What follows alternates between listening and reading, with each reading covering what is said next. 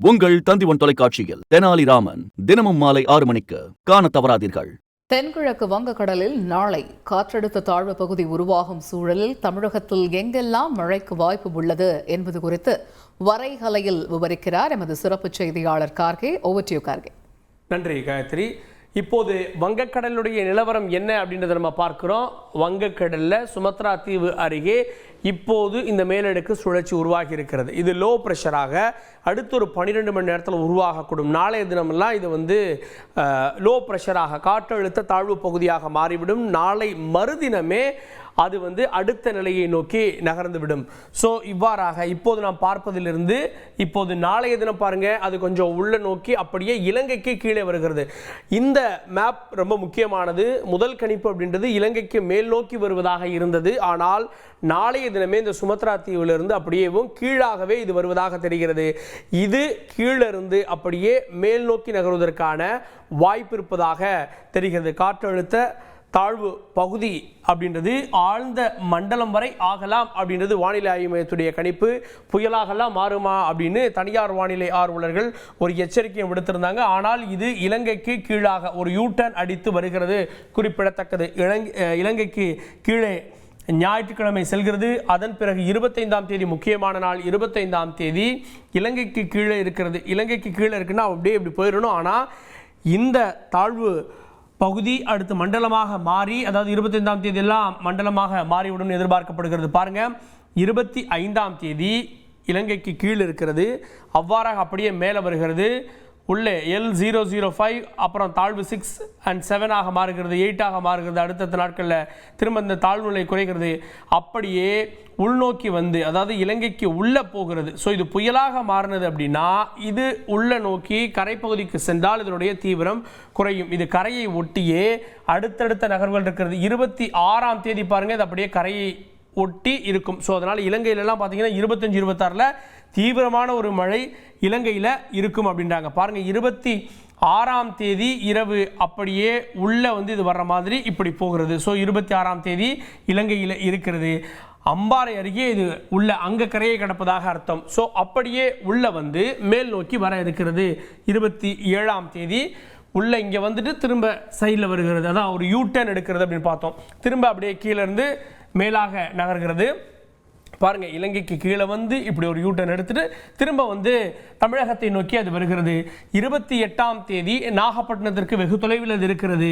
29ஆம் தேதி அது எங்கே வருகிறதுன்னா நாகப்பட்டினத்திற்கு மேலே. பாருங்க, 28ஆம் தேதி வியாழக்கிழமை அது இலங்கைக்கு அருகே நாகப்பட்டினத்திற்கு வெகு தொலைவில் இருக்கிறது. அது அப்படியே நேரம் செல்ல செல்ல கொஞ்சம் கொஞ்சமாக மாறி மெல்ல மெல்ல அப்படியே மேலே எழும்பி அப்படியே புதுவை வரை பாருங்க நாகப்பட்டினத்துக்கு அருகே விடுகிறது. எப்போ? 28ஆம் தேதி. 28ஆம் தேதி நாகப்பட்டினத்துக்கு அதன் பிறகு 29ஆம் தேதி அது புதுவைக்கும் நாகைக்கும் இடையில கரையை கடப்பதாக தெரிகிறது. முதல்ல சென்னைக்கும் புதுவைக்கும் என்பதாக இருந்தது. இப்போது அதனுடைய திசை அளவுகள் மாறி பாருங்க, இப்போது நீங்கள் பார்த்து கொண்டிருப்பது புதுவைக்கு கீழே, அதாவது டெல்டா மாவட்டத்தில் அது கரையை கடப்பதற்கான நிறைய வாய்ப்புகள் இருக்கிறது அப்படின்னு தான் இப்போது காட்டுகிறது. 29ஆம் தேதி இதனுடைய மையப்பகுதி இங்கே இருக்கிறது. ஸோ 29ஆம் தேதி இது கரைக்குள்ள வருகிறது.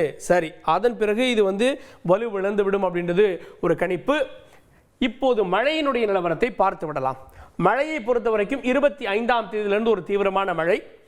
25ஆம் தேதி இலங்கைக்கு கீழே அது இருக்கிறது. அப்போது மழை எங்கே அப்படின்னா பெரும்பாலும் இலங்கைக்கு, சில நேரங்களில் டெல்டா மாவட்டங்களில் மழை இருக்கும், கடலோர மாவட்டங்களில் தமிழகத்தில் மழை இருக்கும்.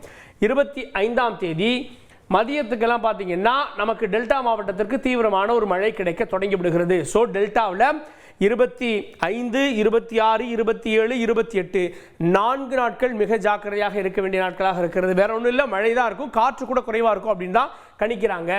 சரி, மாலை நேரத்தில் பாருங்க, 25ஆம் தேதியே ஒட்டுமொத்த தமிழகத்தினுடைய பெரும்பாலான பகுதிகளில் மழை தொடங்கி விடுகிறது. 25ஆம் தேதியே சென்னையில் தொடங்கி தமிழகத்துடைய எல்லா பகுதிகளுக்குமே மழை இருக்கிறது. தீவிரமான மழை எங்கெங்க வேகமாக சொல்லிடுறேன். டெல்டா மாவட்டங்களில் மழை இருக்கிறது. வட கடலோர மாவட்டங்களில் லேசான சாரல் மழை தான் இருப்பதாக காட்டுகிறது. மாலை நேரத்துக்கு மேலே கடலூர், புதுச்சேரி, நெய்வேலி, சீர்காழி, காரைக்கால், நாகப்பட்டினம், மன்னார்குடி, கும்பகோணம், தஞ்சாவூர், திருவாரூர் அப்படின்னு இந்த பகுதிகளில் திருச்சி வரை மழை இருக்கிறது. பட்டுக்கோட்டை, வேதாரண்யம், போன்ற இடங்களில் தொண்டி வரை இந்த மழையை இது கொடுத்து கொண்டே இருக்கிறது. மாலை நேரத்தில் இரவும் பாருங்க, இரவு தான் அது எங்கே வருதுன்னா இந்த மையமானது கொஞ்சம் மேலே வருகிறது. அதன் காரணமாக இந்த மையம் எங்கு இருந்தாலும் இது காற்றையும் மேகத்தையும் அப்படியே பின்னோக்கி எடுத்து வந்து இப்போ வந்து கிளாக் வைஸில் நம்ம பார்க்குறப்போ இது மேலிருந்து இப்படி கொட்டுகிறது. அப்படின்றப்போ இங்கே வந்து மழை இருக்கும். எப்படி சென்னைக்கு அதனுடைய கண் பகுதி போன்ற ஒரு பகுதி வர்றப்போ ஆந்திராவில் மழை பெஞ்சதோ அது மாதிரி இப்போ கீழே இருக்கிறப்போ இந்த சிஸ்டம் இருக்கப்போ மேலே ஒரு நல்ல மழை இருக்கும். பொதுவாக சிஸ்டத்தை பொறுத்த வரைக்கும் மேலே தான் மழை இருக்கும், கீழே மழை இருக்காது. ஸோ அந்த அடிப்படையில் பொறுத்த வரைக்கும் தமிழகத்தினுடைய புதுவையிலிருந்து ஒட்டுமொத்த பகுதிகளுக்கும் 25ஆம் தேதி மழை, 26ஆம் தேதி பெரும்பாலான மாவட்டங்களுக்கு மழைக்கான அறிவிப்பு கொடுக்கப்பட்டிருக்கிறது. காலை நேரத்திலே மழை தொடங்கி விடுகிறது. மேலிருந்து கீழாக நேரம் செல்ல 10 மணி நிலவரம். 10 மணிக்கெல்லாம் டெல்டா மாவட்டங்களில் மழை தீவிரமடைந்திருக்கும். ஒட்டுமொத்த டெல்டா மாவட்டங்கள் நாகப்பட்டினம், தஞ்சாவூர், திருவாரூர், புதுக்கோட்டை அப்படின்னு பாருங்க. இது மாலை நிலவரம் 26ஆம் தேதி. 26ஆம் தேதி மயிலாடுதுறை, ஆத்தூர், சேலம் ஆத்தூர் வரை மழை இருக்கிறது. உளுந்தூர்பேட்டை, கடலூர், திட்டக்குடி, கும்பகோணம் போன்ற பகுதிகளில் தீவிரமான ஒரு மழை. அதே நேரத்தில் உள் மாவட்டங்களில் திண்டுக்கல், இன்னும் சொல்லணும் அப்படின்னா கேரளா, திருவனந்தபுரம் அப்படின்னு ஒட்டுமொத்தமாக தமிழகம் மற்றும் கேரளாவுக்குமே 26ஆம் தேதி இந்த குறைந்த காற்றழுத்தம் அடுத்த நிலையை மாறுகின்ற போது, அதாவது அது புயலாக மாறுது அப்படின்றதெல்லாம் பார்க்கணும். அந்த ஒரு சூழலில் ஒட்டுமொத்த தமிழகத்திற்கும் 26ஆம் தேதி மழை இருக்கிறது. 26ஆம் தேதி இரவு நேரம் காற்று திரும்பவும் உள்ளே வருகிறது. வடகிழக்கிலிருந்து காற்று நமக்கு வருவதால புதுவைக்கு கீழே இருக்கக்கூடிய இந்த பகுதியில் காற்று குவிகிறது. எங்கே அப்படின்னா நெய்வேலி, சீர்காழி இந்த இரண்டுக்கும் இடைப்பட்ட பகுதியில், பரங்கிப்பேட்டை, சிதம்பரம் இந்த இடத்துல மழை, அதீதமான மழை இருப்பதாக இப்போதைய கணிப்புகள் காட்டுகிறது. இந்த பகுதியில் கவனமாக இருக்கணும். அடுத்தது இரவு நேரம் 27ஆம் தேதி புதன்கிழமை. இப்போ கொஞ்சம், அதாவது காலையிலே பார்த்தீங்க அப்படின்னா உள்ள சென்னையிலிருந்து கீழே வரைக்கும் மழை இருக்கிறது. 27ஆம் தேதி 27ஆம் தேதி மதியமும் அவ்வாறே இருக்கிறது, மாலையும் அவ்வாறே இருக்கிறது. இரவு நேரத்துக்கு வந்துடலாம். இரவு நேரத்திலும் இந்த பகுதி அவ்வாறே இருக்கிறது. ஸோ புதுவைக்கும் சென்னைக்கும் இடைப்பட்ட பகுதியிலையும் புதுவைக்கும் நாகப்பட்டினத்துக்கு இடைப்பட்ட பகுதியிலையும் தீவிரமான ஒரு மழை இருக்கிறது. 25, 26, 27, 28ஆம் தேதியும் இது வந்து ரொம்ப அருகில் வருகிறது. ஏன்னா சிஸ்டம் இன்னும் இங்கே தான் இருக்குது. அப்போ இன்னும் மழை கிடைக்கும். இந்த குறிப்பிட்ட பகுதியில் 4வது நாளாக மழை பொழிய இருக்கிறது, குறிப்பிடத்தக்கது புதுவைக்கு கீழே. ஸோ அது ரொம்ப அருகில் வர்றப்போ இது கொஞ்சம் வலுவிழந்து விடும் அப்படின்னு பார்க்கப்படுகிறது. மதிய நேரத்துக்கு பின்னாடி மேலே வருகிறது, அப்போ இங்கே மழை குறைந்து விடுகிறது. ஸோ 28ஆம் தேதி சென்னை போன்ற இடங்கள் மற்றும் மேலே 27, 28 தான் இங்கே லேசான மழை இருக்கும். தீவிரமான மழை இந்த பகுதிகளில், குறிப்பாக நம்ம சொன்ன இந்த டெல்டா பகுதிகள், அப்புறம் கடலோர மாவட்டங்கள் இங்கெல்லாம் மழை அதிகமாக இருக்கும். 27ஆம் தேதி. ஸோ 27ஆம் தேதியோடு பெருமழை முடிகிறது. 28ஆம் தேதி சாதாரண ஒரு மழைக்கான வாய்ப்பு. இதோடைய சிஸ்டத்துடைய அடிப்படையில் தான் சாதாரண மழைக்கான வாய்ப்பு. ஒருவேளை அது புயலாக மாறினா புயல் கரையை கடப்பது 28ஆம் தேதி என்றாக அறிவிக்கப்படும். அப்போது சூழலில் சென்னைக்கு மேலே மழைக்கான வாய்ப்புகள் தெரிகிறது. 29ஆம் தேதி பாருங்க, 29ஆம் தேதியில் நல்ல ஒரு மழை இருக்கிறது.